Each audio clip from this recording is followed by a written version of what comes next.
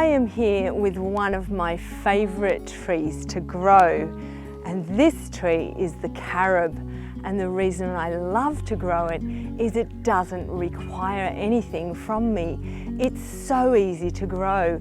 It's tough, it's hardy, it doesn't need additional water, and it doesn't need any fertiliser. It thrives and I love it, and it produces these beautiful beans for me, which are well known as carob pods, the chocolate substitute. Now, to grow a carob, you do need a climate that suits it, that's native to the Mediterranean, and ideally it's going to like a climate with cool winters and hot, dry summers. And this year has been a record-breaking year for hot, dry temperatures, and my carob has thrived despite this. As we may be headed to a hotter, drier future, the carob is a really productive plant to grow that is going to love a challenging climate. If you're in an area where you have long, hot summers, it is really worth considering the carob, and they will also handle frosts down to -7 once they're well established. They need good drainage and full sun, and they are their main requirements. Now, the carob is a legume. It's a nitrogen fixer, so it's excellent for your soils. It's also cauliflorous, so if you look along the trunk, you can see my tree is already starting to flower for next year's crop. And this particular variety is a Clifford, which is a self-fertile bisexual variety. Now, when you're planting carobs, it's really important to consider the fact that most carobs are dioecious, so they're either male or female. So you might need to plant quite a few trees in order to get some of both, or you need to choose a variety such as the Clifford, where you only need one and it'll be productive for you. Now, they take about 3 years to start to flower on their old wood, and they take about 6 or more years to start being productive. But the fact that they live and produce for over 200 years means that this is a really small time in the life of the tree.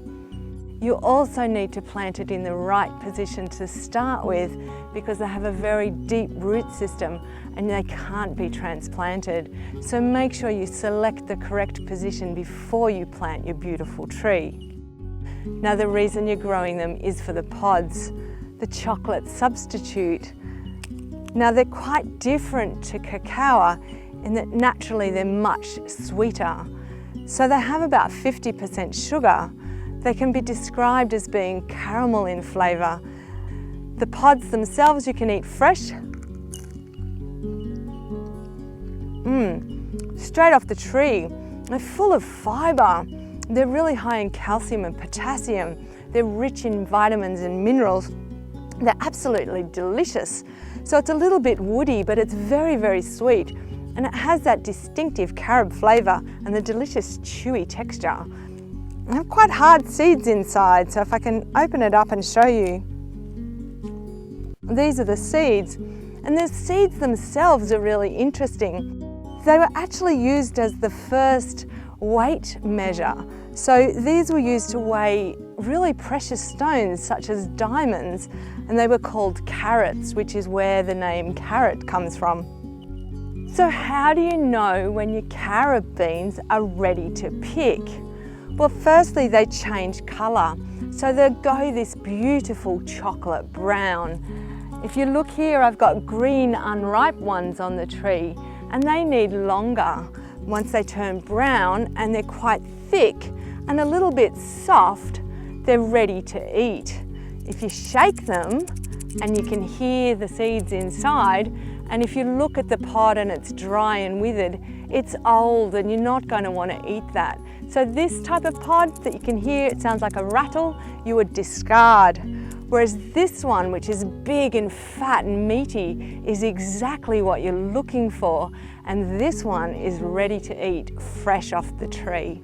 You can also break them into smaller pieces and then dry them out. And once they're dried, then you just put them in a food processor to make a powder. And that way you'll have a raw carob powder, which is very nutritious and it retains all the nutrients.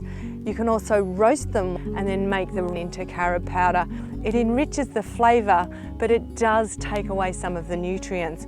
But it really is a matter of what you prefer. Absolutely beautiful. And to harvest the pods, you just need to give your tree a good shake. They fall when they're ripe, so give it a shake. Pick them up off the ground. They're so easy to grow, so easy to harvest. What is not to love about a carob tree? My name is Kath Kermode. Thank you for watching this video. I do hope you've enjoyed it. Please click on the bell to subscribe to our videos so you don't miss any, and keep watching here at daleysfruit.com.au.